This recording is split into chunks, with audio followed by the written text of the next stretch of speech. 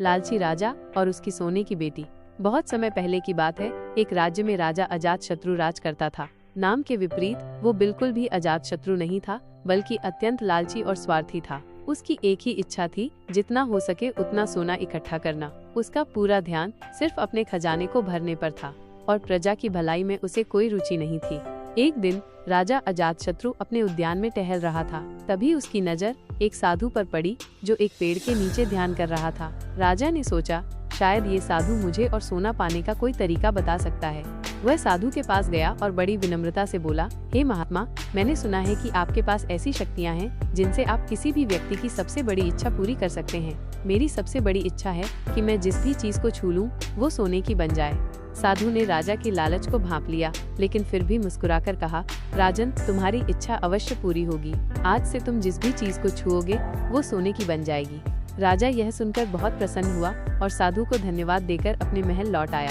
महल पहुंचते ही राजा ने अपनी शक्तियों को आजमाना शुरू किया। उसने अपने सिंहासन को छुआ और देखते ही देखते वो सोने का बन गया। उसने एक मेज को छुआ और वो भी सोने की हो गई।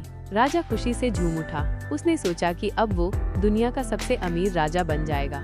राजा को बहुत भूख लगी थी। वो भोजन करने बैठा। जैसे ही उसने अपने हाथ में फल उठाया, वो सोने का बन गया। उसने पानी का गिलास उठाया, वो भी सोने का बन गया। राजा अब कुछ भी खा या पी नहीं पा रहा था। उसे चिंता होने लगी, लेकिन उसकी लालच अभी भी कम नहीं हुई थी। तभी उसकी प्यारी बेटी राजकुमारी मोहिनी दौड़ती हुई उसके पास आई। मोहिनी राजा की इकलौती बेटी थी और उसे बहुत प्रेम करती थी। उसने अपने पिता को गले लगा लिया। जैसे ही मोहिनी ने राजा को छुआ, वो देखते ही देखते सोने की मूर्ति में बदल गई। राजा की आंखें फटी की फटी रह गईं। उसकी खुशी एक पल में दुख में बदल गई। उसकी प्यारी बेटी अब एक निर्जीव सोने की मूर्ति थी। राजा फूट फूट कर रोने लगा। उसे अपनी लालच पर बहुत पछतावा हुआ। उसने अपनी सबसे अनमोल चीज खो दी थी, अपनी बेटी। राजा ने साधु को फिर से ढूंढने का निश्चय किया। वह साधु के पास गया और उसके पैरों पर गिर पड़ा। हे महात्मा, राजा ने रोते हुए कहा, कृपया मेरी बेटी को वापस कर दो। मुझे ये सोने की शक्ति नहीं चाहिए। मैंने अपनी लालच में अपनी सबसे प्यारी चीज खो दी है। साधु ने राजा की आंखों में सच्चा पछतावा देखा।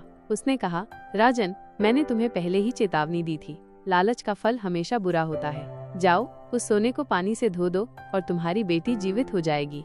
राजा तुरंत महल लौटा। उसने एक बर्तन में पानी लिया और अपनी बेटी की सोने की मूर्ति पर छिड़का। चमत्कारी रूप से मोहिनी वापस अपनी असली रूप में आ गई और अपनी आंखें खोली। राजा ने अपनी बेटी को कसकर गले लगा लिया। उस दिन के बाद से राजा अजातशत्रु एक बदला हुआ इंसान बन गया। उसने अपनी लालच को त्याग दिया और एक नेक और दयालु राजा बन गया। उसने अपने खजाने का उपयोग अपनी प्रजा की भलाई के लिए किया और सभी ने उसे एक अच्छा शासक माना। राजा को समझ आ गया था कि असली धन सोने में नहीं, बल्कि प्यार और मानवीय रिश्तों में होता है।